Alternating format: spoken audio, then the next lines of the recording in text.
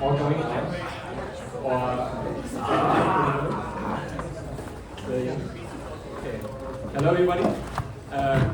My name is Tilman. I'm very excited to see all of you. We are here tonight to do the spotlight presentation for the social research program. We have four excellent speakers today who will talk for roughly 10 minutes in the presentation and have like a short Q&A session afterwards. We can ask them questions. In the event, there's a Slido link, so if you want to submit questions during the talk, please do that. Also upload. Yeah, I think the presentations will roughly take 1 hour. Afterwards, we have some pizza, we have some drinks. Please stay around and talk with the fellows. But the research, we do a little bit of a farewell party, so hopefully it's going to be good fun. Awesome. Also, thanks so much for Lisa for having us. I think this is awesome that we can have the fellowship here and also this party, so a really big shout out. Big thank you on all the fellows that are of course here doing awesome research over the last 9 weeks. It was like not going to talk, but I want to quickly get this out of the way.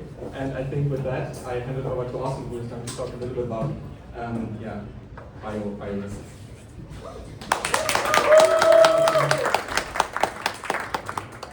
Hi, everyone.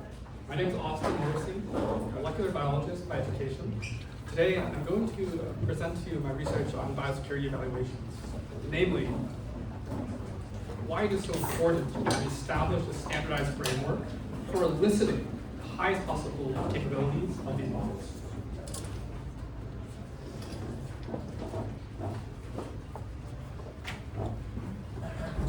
My main concern is the weaponization of science. You might hear this referred to as dual-use research concerns. I think this kind of softer academic language obscures reasoning or the real threats. So first, what I want to do is define this term dual-use research. It is a type of scientific technique or finding that can be used for harmful or beneficial applications. To give you an example of this, there are certain scientific techniques when you're making a vaccine that will reduce the immune recognition of that vaccine. This may be important for patients who have a hyperactive immune system and are responding very negatively. However, these same techniques can also be used to make a pathogen more readily evade your immune system. However, I find examples like this also quite academic, and history provides us with much more palatable examples of dual-use technology. Personal protective equipment is a dual-use technology. So the image on the left is Japanese soldiers during the Battle of Shanghai, and on the right hand you have British infantry in World War I. These gas masks, of course, allow soldiers who deploy chemical weapons to have an advantage upon an unprepared force. At the start of World War II, there are 38 million gas masks released in Britain because there's such concern of a chemical threat. So these gas masks, while they can be used to enable violence, they also can be used to protect these non-combatant populations. I want to point out something that's special about bioweapons compared to more conventional ways of doing violence. If any Americans in the audience, like myself, unfortunately we're quite familiar with this idea of mass shootings. How this normally plays out in the United States, though, is that an attacker must be present during the extent of the shooting. The moment of harm is quite loud, it's easily recognizable, and it's attributable to someone else. This enables kind of a rapid response, and it generally results either in the death of the shooter or the apprehension of the shooter.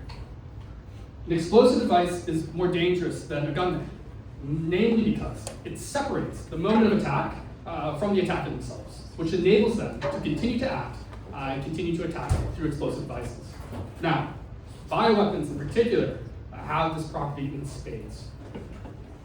Bioweapons, for example, if one were to be released in this room, most likely there would be a period of latent incubation where none of us display these symptoms on a time scale of days to weeks.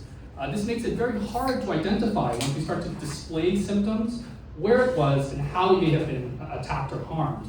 Moreover, if this attack took place in an airport, it then spreads out, distributes the signal, where it becomes very hard to attribute to any sort of human actor. Namely, one last point is that in this case of a biological attack, each victim becomes a new dispersal mechanism and also a new generator of this pathogen. So it allows for an unbounded amount of harm that is unique to any other type of warfare. Now, as scientific capabilities of AI systems increase, there's a growing warranted concern that they may be able to provide some level of operational uplift to bioweapons programs. Namely, not only nation states, but more concerningly, low-skill actors, let's say maybe a disgruntled undergraduate in a group of his friends. Our society has essentially zero defenses for these types of attacks. I want you to think of this concept of a soft target, right? For example, when a gunman goes to a school, he goes there because there aren't other men with guns. When we think about biological attacks, you may immediately think these public cities, high-density areas. But what's more vulnerable is actually the food supply. When you have agricultural environments with plants that lack genetic diversity grown very closely together, that means one pathogen successfully distributed can wipe out a huge chunk of the food supply. So, since our vulnerability is so great, and capabilities are advancing so fast, it becomes critical that we're able to measure and get an accurate assessment of AI capabilities within this domain. So, Secure Bio is one group that focuses on this. One of their virologists, Jasper Gauthier, made something called the Virology Capabilities Test. Essentially, these are 300 expert-vetted questions that assess very niche elements of virology and how you troubleshoot these experimental steps. All of these questions are very relevant to dual use. When this study first came out last year, I believe the leading model at the time was O1. Reasoning models had just hit the scenes. At the time when they ran this, there was no issue with any refusals, meaning there's no blockage at the API level, nor would the model say, I can help you with this by selecting a multiple choice answer or giving you an open response format. This has now changed as capabilities have advanced, and providers have tried, in good faith, to put some safeguards on their models. What this results in, though, is these safeguards present a barrier to the external safety ecosystem to evaluate the actual capabilities of these models. Now, when we rerun VCT on leading models, we see that about 65 out of our 300 questions are blocked. And this trend is consistent throughout our corpus of evaluations at Secure Bio. Now, I just want to show you the current performance on VCT. Right now, the leading model is GPT 5.4 Pro, followed by 5.4, then Opus, Sonnet, and Haiku. On the right-hand side, what I want to draw your attention to is per model, what amount of questions are blocked. You see that Sonnet and Opus block about the same amount of questions. From my experience, I think the safeguards that are running on top of these models are the same. Whereas, in OpenAI's in its rollout, you have the most questions blocked on GPT 5.4 Pro, less blocked on the normal 5.4, and then the fewest blocked on GPT 5.4 Mini.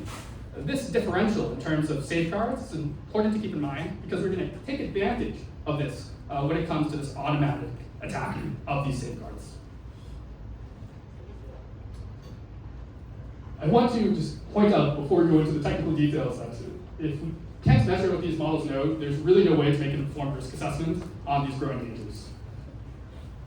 If we have to only trust frontier providers who give external evaluators some type of access to their helpful only models, this entire system is based on a very shaky foundation for truth.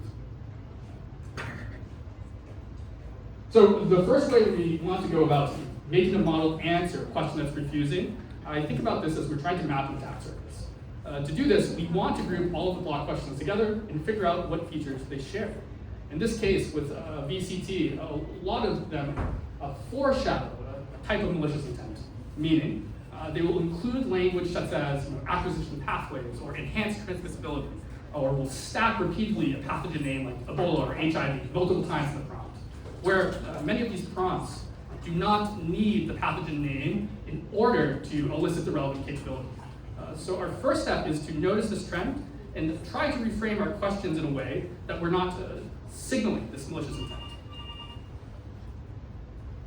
What we wanted to do to go about doing this, because it's a little time-consuming to do question by question. Let's take advantage of some research done by Anthropic with their Petri, this automated auditor.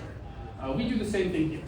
We take a benchmark question that is blocked, we feed it to a steering model. This steering model will decompose the question down and will then go about posing it to the target model. We then use an LLM judge to score it. And we find that through doing this, we are able to bypass the majority of safe refusals in this multi-turret setting. We were able to breach readily 74% of Claude's safeguards for Opus 4.6. 100% of safeguards were able to be bypassed for GPT 5.4 Pro. The main thing that I want to point out to you here is that we also see an increase in base performance when we use this multi-turn elicitation technique that's independent on whether that question was blocked or not. I think this is a key point I want to get across, is that compared to a single query, when you probe a model in a conversational format, you'll boost its capabilities. The reason why this matters is that the current paradigm in biosecurity evaluations is single-turn settings. This must change if we want to start to get an accurate representation of potential ceilings of capabilities on these models.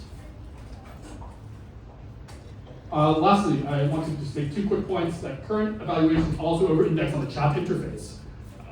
While, for example, if you're running these evaluations through Anthropic's web portal versus Claude Code provides a much more willing model to do harm. We see this also when we use anti-gravity by Google.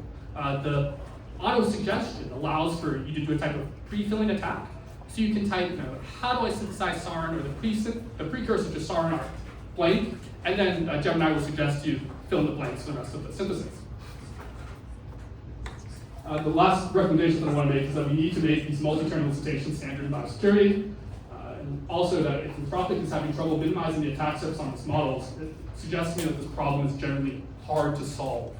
Thus, the actual answer to these biorisks that's being posed to these models may not be at the developer level, but is probably at the physical infrastructure level of biodefense. It is definitely possible to create a society that is capable of detecting and deterring, defeating actors who seek to weaponize science before they do widespread harm. That means we must first see these emerging risks clearly. Are there any questions?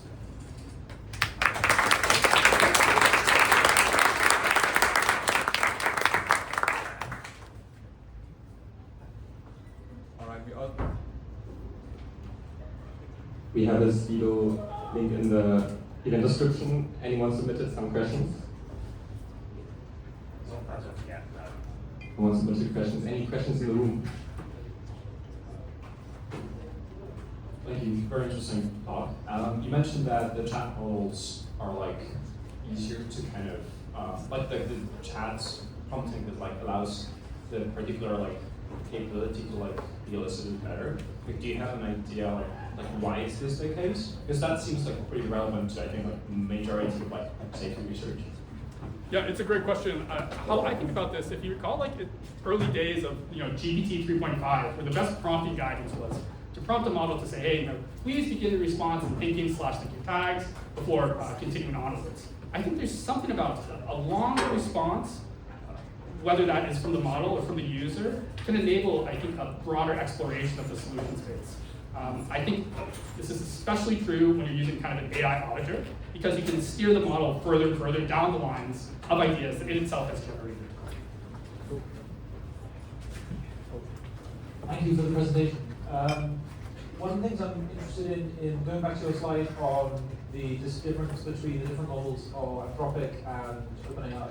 Why do you think there was almost no difference that you could find between Sonnet and Opus, whereas there was a big difference between the different models of ChatGPT? I suspect Anthropic is running just the same kind of constitutional classifier, both on Sonnet and Opus. Why OpenAI doesn't do something similar to this, I really am unsure.